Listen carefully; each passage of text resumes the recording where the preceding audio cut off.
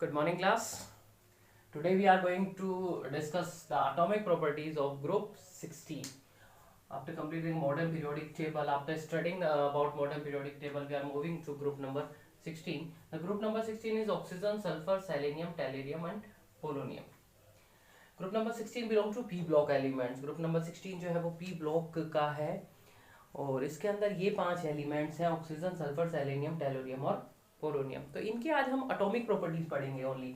हमें 3 तरीके की प्रॉपर्टीज पढ़नी होती हैं, एटॉमिक प्रॉपर्टीज, उसके बाद हमें पढ़नी होती है फिजिकल प्रॉपर्टीज और उसके बाद हमें पढ़नी होती है केमिकल प्रॉपर्टीज, और उसके बाद हमारा जो ग्रुप है वो कंप्लीट हो जाता है। तो ग्रुप नंबर 16 की अगर हम बात करें तो ऑक्सीजन, सल्फर, सेलेनियम, टेलोरियम और पोलोनियम, इनकी कॉन्फ़िगरेशन है 1s2 2s2 2p4 1s2 2s2 2p6 3s2 3p4, इस तरीके से 4 5 एंड 6। पी ब्लॉक का ये फोर्थ ग्रुप है, दैट्स व्हाई 4 4 4 4 4 4 इलेक्ट्रॉन इनके अंदर आते हैं। तो कौन कौन सी एटॉमिक प्रॉपर्टीज पढ़नी है तो वो हमें टिप्स पे पता होनी चाहिए कि भाई देखिए, इनऑर्गेनिक पढ़ने को का जो तरीका होता है वो सिंपल होता है कि बहुत सारी चीज़ें होती हैं और आपको याद करनी होती है, मेमोराइज करनी होती है, लर्न करनी होती है। तो अब आपको ना काउंटिंग इस तरीके से याद होनी चाहिए कि एटॉमिक प्रॉपर्टी, तो आपको सीधा पता होना चाहिए कि 6 एटॉमिक प्रॉपर्टीज। तो जब आपको नंबर याद होगा 6, तभी वो आपको लाइन वाइज याद रहेंगे कि ये 6 प्रॉपर्टीज। अगर आपको नंबर ही याद नहीं रहेगा तो आपको 5 दिमाग में आएंगी, 4 दिमाग में आएंगे और आप कंफ्यूज होते रहेंगे कि कौन सी रहेगी कौन सी नहीं। आपको एक फिक्स नंबर याद करना है कि एटॉमिक प्रॉपर्टीज पर अगर कोई क्वेश्चन आता है तो वो 6 टॉपिक से आते हैं, उन 6 को हमें लर्न करना है, समझना है कि भाई ग्रुप नंबर 16 अगर हम बात करें तो कौन सी 6 प्रॉपर्टीज है, एटॉमिक प्रॉपर्टीज है जिसे हमें पढ़ना है। तो पहली है उसके अंदर atomic and ionic radii, atomic and ionic radii पहली प्रॉपर्टी जो हमें पढ़नी है। सिमिलरली सेकंड प्रॉपर्टी हमें पढ़नी है आयनाइजेशन एनर्जी, आयनाइजेशन एनर्जी। तो प्रिडिक्टेबल है, थर्ड कौन सी होगी, इलेक्ट्रॉन गेन एंथैल्पी एनर्जी।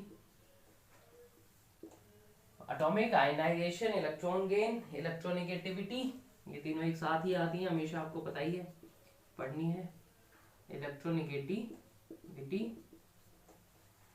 इसके बाद बात करें तो कैटिनेशन, जो आपने 10th क्लास में पढ़ा था, फॉर्मेशन, मल्टीपल चेन बनाने की जो प्रॉपर्टी होती है कैटिनेशन। और लास्ट जो हम यहाँ पर पढ़ेंगे वो है multiple bond formation, multiple bond formation.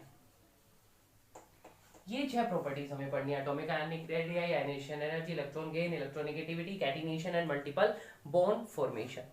तो बारी बारी बात करते हैं एटॉमिक एंड आयनिक रेडियाई। तो इस ग्रुप में हमें ट्रेंड पढ़ना है कि भाई एटॉमिक और आयनिक रेडियाई मतलब इनका साइज। तो जैसे जैसे हम ये यहाँ नीचे की तरफ जाएंगे, आपको पता है साइज क्या होता है, इंक्रीज होता है। तो ऑक्सीजन सबसे छोटा हो गया, सल्फर उससे बड़ा, सेलेनियम उससे बड़ा और सबसे बड़ा कौन हो गया, पोलोनियम हो गया। तो down the group size increases, atomic as well as ionic radii. तो सिंपल सी बात है। तो सबसे छोटा इस ग्रुप का कौन हो गया, oxygen. Oxygen is the smallest in this family. इसके बाद बात करते हैं आयनाइजेशन एनर्जी। तो देखिए साइज नीचे जाने पर बढ़ रहा है, जब साइज बढ़ता है तो आयनाइजेशन एनर्जी है क्या, सबको पता होगा लेकिन फिर भी बता देता हूँ। किसी भी एटम से अगर हमें एनर्जी देकर इलेक्ट्रॉन्स निकालने हैं, आउटर मोस्ट इलेक्ट्रॉन को निकालना है, तो कितनी एनर्जी देनी पड़ेगी, वो आयनाइजेशन एनर्जी होती है। तो जैसे जैसे साइज बढ़ रहा है, अगर साइज बढ़ा होगा, देखिए ये न्यूक्लियस है और ये इलेक्ट्रॉन यहाँ रखा हुआ है, एक ये न्यूक्लियस और ये इलेक्ट्रॉन इससे इतनी दूर रखा हुआ है, तो यहाँ फोर्स ऑफ अट्रैक्शन और यहाँ फोर्स ऑफ अट्रैक्शन है। तो किस इलेक्ट्रॉन को निकालना आसान होगा, तो बड़ी सिंपल सी बात है कि इसको निकालना आसान होगा, क्योंकि यहाँ पर अट्रैक्शन थोड़ा वीक हो गया और यहाँ पर बहुत ज्यादा अट्रैक्शन है, क्योंकि ये बिल्कुल पास है, तो यहाँ से इलेक्ट्रॉन निकालना मुश्किल होगा। तो जैसे जैसे नीचे जा रहे हैं वैसे वैसे साइज क्या हो रहा है, इंक्रीज हो रहा है। तो बड़ा सिंपल है कि जैसे जैसे नीचे जाएंगे आयनाइजेशन एनर्जी क्या होगी, कम होगी, आपको एनर्जी जो है वो कम लगानी पड़ेगी। तो बड़ा सिंपल कि जैसे जैसे हम नीचे जाएंगे वैसे वैसे आयनाइजेशन एनर्जी क्या होगी बेटा, डिक्रीज होगी। अच्छा, आयनाइजेशन एनर्जी को ग्रुप 15 से अगर हम कंपेयर कर ले तो ग्रुप 15, तो ग्रुप 15 की आयनाइजेशन एनर्जी ज्यादा होती है एज कंपेयर टू ग्रुप 16, क्योंकि इनके पास होती है हाफ फील्ड स्टेबिलिटी। अच्छे से पता है ये बात आपको कि भाई ये जो ग्रुप है, ग्रुप नंबर 15, इनमें P3 होता है, जैसे यहाँ P4 होता है तो वो P3 होता है, 6 इलेक्ट्रॉन डालते हैं और 3 है, एग्जैक्टली हाफ फील्ड है, हाफ फील्ड स्टेबिलिटी उनके पास होती है। Electron gain enthalpy next. तो जैसे जैसे हम नीचे जाएंगे वैसे वैसे देखिए, इलेक्ट्रॉन जब हम ऐड करते हैं तो एनर्जी रिलीज होती है, तो जो ज्यादा रिलीज करेगा उसे हम कहते हैं मोर निगेटिव, क्योंकि एनर्जी जो इलेक्ट्रॉन एनर्जी रिलीज करना जो होता है उसे हम निगेटिव साइन देते हैं, रिलीज हमेशा निगेटिव साइन से दिखाया जाता है। तो अगर हम बात करें तो इलेक्ट्रॉन जैसे जैसे आप इलेक्ट्रॉन में ऐड करोगे तो देखना सल्फर से लेकर पोलोनियम तक, जैसे जैसे हम नीचे जाएंगे, भाई किस में इलेक्ट्रॉन ऐड करना, देखिए निकालना किस में आसान था, बड़े में से, तो ऐड करना किस में आसान हुआ, छोटे में। बड़ा सिंपल है। तो सल्फर में जब आप ऐड करोगे तो एनर्जी ज्यादा रिलीज होगी। तो जैसे जैसे हम नीचे जाएंगे वैसे वैसे क्या हम याद करेंगे कि electron gain enthalpy less negative होती जाएगी। लेस नेगेटिव का मतलब कम एनर्जी रिलीज होगी, आसानी से इलेक्ट्रॉन नहीं डलेंगे, जैसे हम नीचे जाएंगे ऊपर वाले आसानी से कर लेंगे। तो सल्फर से लेकर पोलोनियम तक लेस नेगेटिव।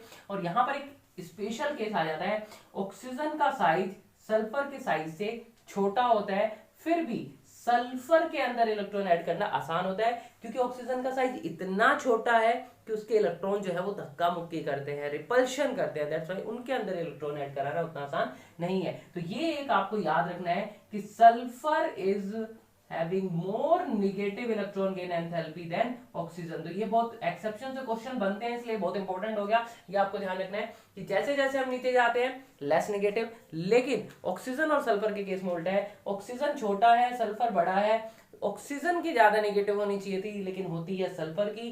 क्योंकि रीजन अगर आपसे पूछे तो क्या आप रीजन देंगे, इसका बहुत छोटा साइज, इसका compact size that result in inter electronic repulsion, inter electronic repulsion हो जाता है इसके अंदर। इसके बाद बात करते हैं इलेक्ट्रोनेगेटिविटी की। तो ये तो हमेशा, इसमें कोई एक्सेप्शन कहीं पर पूरे मॉडर्न पीरियोडिक टेबल में नहीं होता। जो छोटा होता है वो ज्यादा इलेक्ट्रोनेगेटिव, जो बड़ा होता है वो लेस इलेक्ट्रोनेगेटिव। और छोटे बड़े की बात यहाँ कर ली थी, नीचे जाते हैं तो बड़ा होता है, तो electronegativity decreases down the group, कम होती चली जाती है। कैटिनेशन, अपने साथ ही बॉन्ड बनाकर एक लंबी चेन बनाना, तो ये प्रॉपर्टीज ग्रुप में सिर्फ सल्फर के पास है, बाकी किसी के पास नहीं है। देखिए ऑक्सीजन इतना छोटा है, अभी भी बात की थी कि उसमें इंटर इलेक्ट्रॉनिक रिपल्शन होता है, तो एक के बाद दूसरी ऑक्सीजन आएगी, रिपल्शन बढ़ा, तीसरी आएगी, बहुत ज्यादा बढ़ जाएगा, चौथी ऑक्सीजन आ ही नहीं सकती, तो वहां पर कैटिनेशन प्रॉपर्टी नहीं है। सल्फर ही इस ग्रुप का सिर्फ ऐसा है जो कैटिनेटिंग प्रॉपर्टी दिखाता है। सल्फर के बाद सेलेनियम, टेलोरियम, पोलोनियम की बात करें तो ये साइज में इतने बड़े होते हैं कि ये कैटिनेटिंग पावर, इनका बॉन्ड लेंथ बहुत बड़ी होती है और ये संभाल नहीं पाते बहुत सारे एटम्स को एक साथ। तो कैटिनेशन की बात करें तो ध्यान रखना है इस ग्रुप में सिर्फ सल्फर ही ऐसा है जो कैटिनेटिंग प्रॉपर्टी दिखाता है, बाकी कोई नहीं। इसके बाद लास्ट आ जाता है मल्टीपल बॉन्ड फॉर्मेशन। तो मल्टीपल बॉन्ड फॉर्मेशन मतलब किसी भी एटम के साथ एक से ज्यादा बॉन्ड बनाना। तो ऑक्सीजन आपको पता है ऑक्सीजन के साथ 2 बॉन्ड बनाती है, कार्बन डाइऑक्साइड में ऑक्सीजन जो है वो कार्बन के साथ डबल बॉन्ड बनाती हैं, तो ऑक्सीजन की मल्टीपल बॉन्ड फॉर्मेशन अच्छी है। उसके बाद सल्फर, सेलेनियम, टेलोरियम, पोलोनियम, इनकी मल्टीपल बॉन्ड फॉर्मेशन टेंडेंसी उतनी अच्छी नहीं है। ये बातें आप याद रखेंगे, पूरे ग्रुप में सिर्फ ऑक्सीजन की मल्टीपल बॉन्ड फॉर्मेशन एनर्जी अच्छी है, क्योंकि अगर हम नीचे की अगर हम बात करें तो इनकी बॉन्ड लेंथ वीक होती है, इनका जो बॉन्ड एनर्जी है, इनका जो बॉन्ड होता है वो वीक होता है, तो ये मल्टीपल बॉन्ड फॉर्मेशन नहीं कर सकते। इसको दूसरे तरीके से हम ऐसे भी कह सकते हैं कि ये पी पाई ओवरलैपिंग कर सकता है, छोटा है, लेकिन अगर हम नीचे जाएंगे तो डी ऑर्बिटल भी आ जाते हैं, जिसके कारण इफेक्टिव ओवरलैपिंग नहीं हो सकती। तो these 6 are the properties: atomic ionization, electron gain, electronegativity, catenation and multiple bond formation, and here is their explanation। अच्छे से करें आप, कोई नहीं समझ आता तो रिप्लाई जरूर करें, बताएं, कोई अगर डाउट है तो बिल्कुल उसको मुझ तक पहुंचाएं।